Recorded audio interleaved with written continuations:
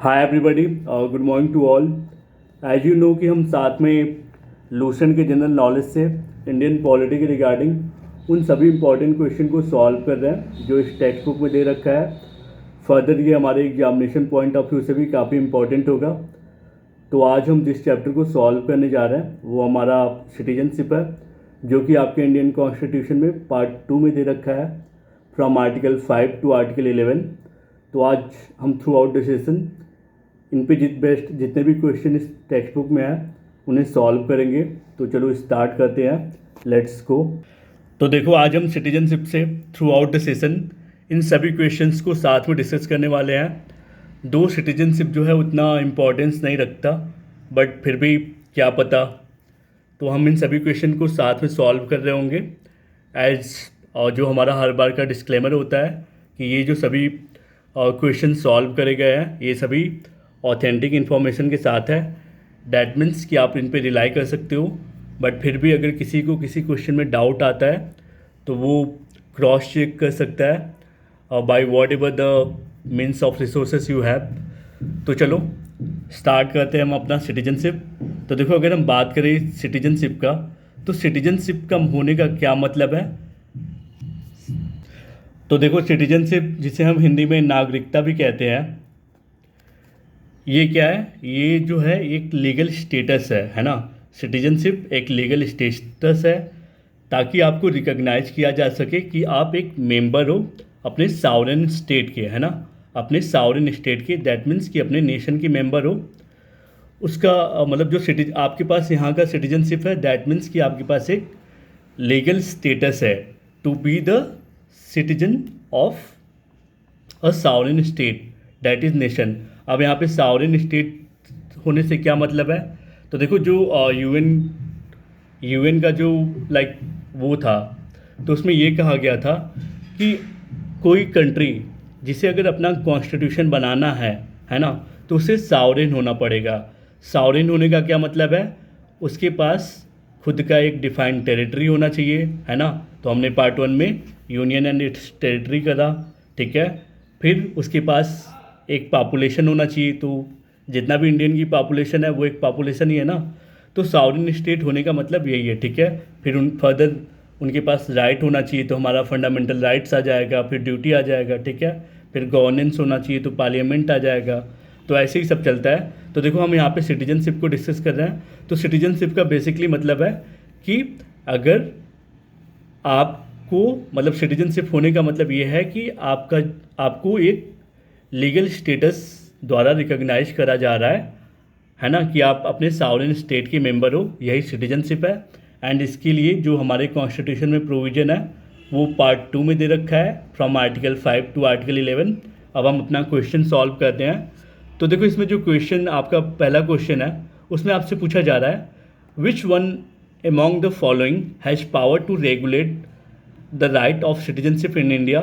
तो देखो, जो राइट है कि सिटीजनशिप को कैसे रेगुलेट करना है, वो जो हमारा कॉन्स्टिट्यूशन है उसके लिए किसको एम्पावर करता है, पार्लियामेंट को, है ना। पार्लियामेंट ही आपके सिटीजनशिप के रेगुलेशन के लिए लॉ बना सकता है, ठीक है। तो इसके लिए जो प्रोविज़न है वो इंडियन कॉन्स्टिट्यूशन के आर्टिकल 11 में दे रखा है।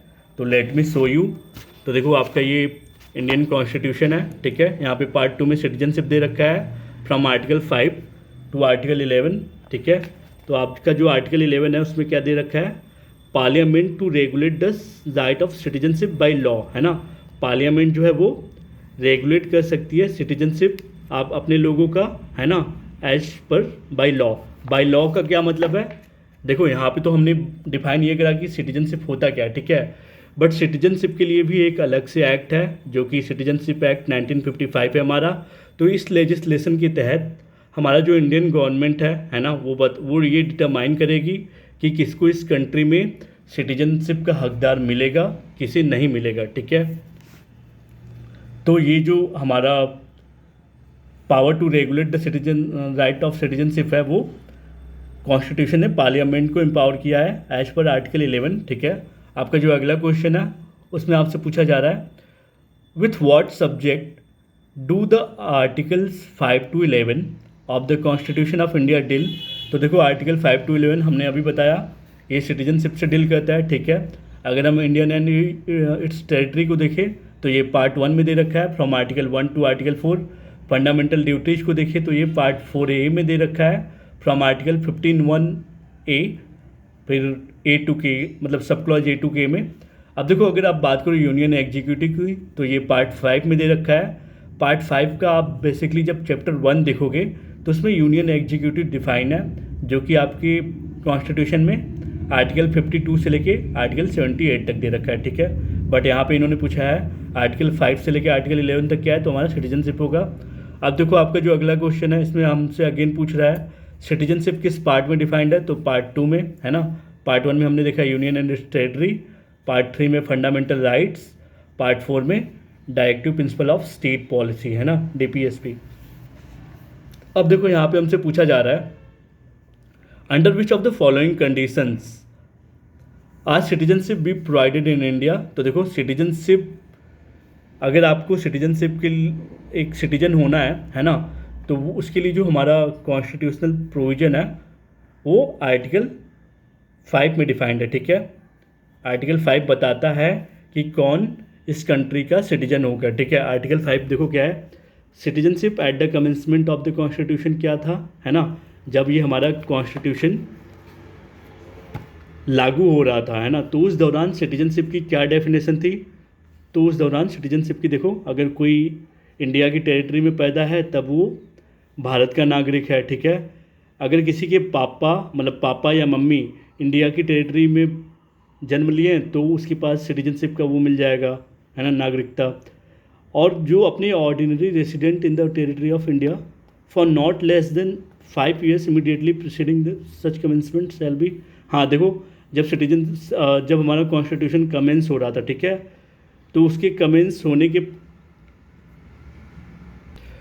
पहले जो लोग इंडिया में, मतलब जब हमारा ये कॉन्स्टिट्यूशन लागू हो रहा था तो उसके लागू होने के पहले जो इंडिया में कम से कम 5 साल पहले से रह रहा था वो भारत का नागरिक होगा। ये हमारा क्लॉज C कहता है ना आर्टिकल 5 का, ठीक है।